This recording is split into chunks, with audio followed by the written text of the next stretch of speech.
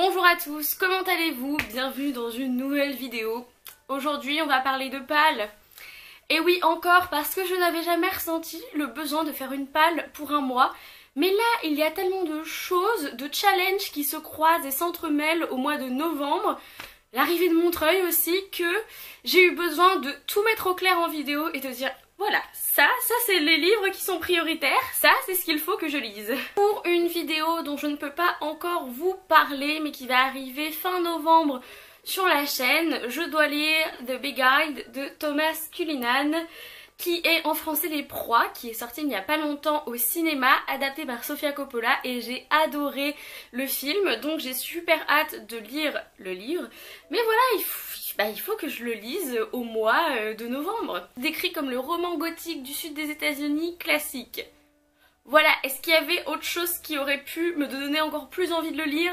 Je ne pense pas. Ensuite, un autre livre qui est prévu au mois de novembre et qui ne rentre dans aucun challenge, c'est A Court of Mist and Fury de Sarah J. Maas, puisque c'est une lecture commune que je vais effectuer avec Marion de la chaîne et du blog Entre les lignes. Donc voilà, c'est le mois de novembre. Mais après, je pense que ça peut rentrer dans le Pumpkin Autumn Challenge. D'ailleurs, je vous en parle tout de suite. Il me reste 4 livres à lire pour le Pumpkin Autumn Challenge. Il me reste Frankenstein de Mary Shelley qui rentre dans la crypte des morts vivants. J'ai déjà lu La Faucheuse, que j'avais mis aussi dans un peu créatures surnaturelles, etc. Mais donc il me reste Frankenstein pour valider la crypte des morts vivants. Il me reste aussi Le Souffle de Midas, que j'ai mis dans les contes et légendes d'ici et d'ailleurs, puisque ça parle quand même de la légende du roi de Midas. Donc j'ai décidé de le mettre dedans. Je dois avouer que, à part que ça se rapporte à la légende voilà, du roi Midas, je ne sais pas trop de quoi ça parle. Une jeune femme qui se retrouve avec ce genre de pouvoir surnaturel. C'est écrit par Lily Bookin. Je l'ai reçu en avant-première puisque je l'avais précommandé, donc j'ai hâte aussi.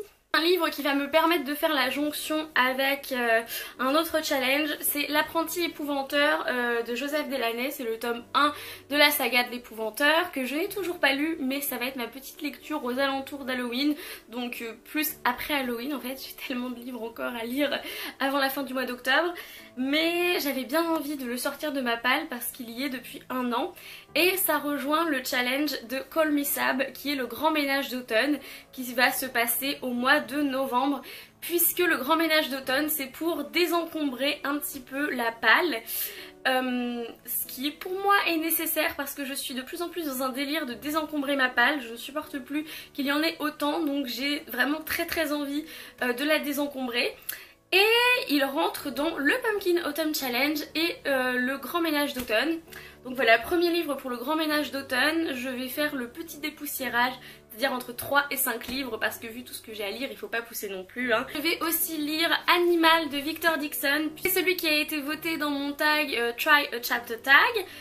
Donc voilà, il faut que je le lise, et je l'ai dans ma palle depuis le 7 janvier 2016, donc ça va faire bientôt 2 ans qu'il est dedans. Un autre livre que j'aimerais sortir de ma palle pour le grand ménage d'automne, c'est Lady Helen, le club des mauvais jours de Alison Goodman. C'est une énorme brique, mais c'est pas grave, je l'avais acheté l'année dernière pour Halloween au mois d'octobre et je ne l'ai pas lu à ce moment-là, sauf que je sais pas, c'est un petit peu le genre de lecture avec ce style de couverture qui me fait penser à l'automne, un petit peu mystérieux, etc.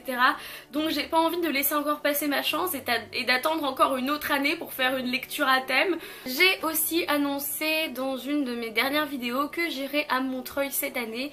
Donc je vais un petit peu préparer le salon, c'est-à-dire que j'ai vu un petit peu une première partie de la liste d'auteurs qui y seront présents. Et donc par exemple j'ai demandé en service presse aux éditions du Rouergue Sirius de Stéphane Servant pour pouvoir avoir lu un livre de Stéphane Servant dans ma vie avant de me présenter devant lui, parce que autant ça me dérange pas de me présenter devant un auteur et d'avoir lu par exemple un seul de ses bouquins et d'acheter les autres, mais j'aimerais bien, oui, quand même avoir lu quelque chose de lui, et puisqu'il est pas mal tourné sur Booktube, bah voilà, je l'ai demandé et je l'ai reçu. Donc à lire aussi pour le mois de novembre. C'est un post-apocalyptique YA jeunesse, j'imagine. Et l'autre livre que j'ai prévu de lire, c'est Keeper of Lost Cities. Alors lui, il est de partout, c'est-à-dire il est pour Montreuil, mais il compte aussi dans le Pumpkin Autumn Challenge. Voilà, quand je vous disais que mes livres étaient entremêlés et mêlés plein de trucs, c'est vrai. Et du coup, Keeper of Lost Cities, c'est parce que Shannon Messenger vient à Montreuil et c'est un cadeau en plus de Marion. Voilà, je vous ai tout simplement présenté une palle de 10 livres pour le mois de novembre. Oh oui, c'est très raisonnable, ne vous en faites pas. Pas de pression inutile que je me mets, mais de la bonne pression pour mener à bien tous mes projets et tous mes challenges. Et voilà, c'est tout pour cette vidéo. Merci de l'avoir regardée. Souhaitez-moi bon courage, ce serait gentil. Voilà, et en attendant une prochaine vidéo, amusez-vous avec vos lectures, lisez bien et bisous.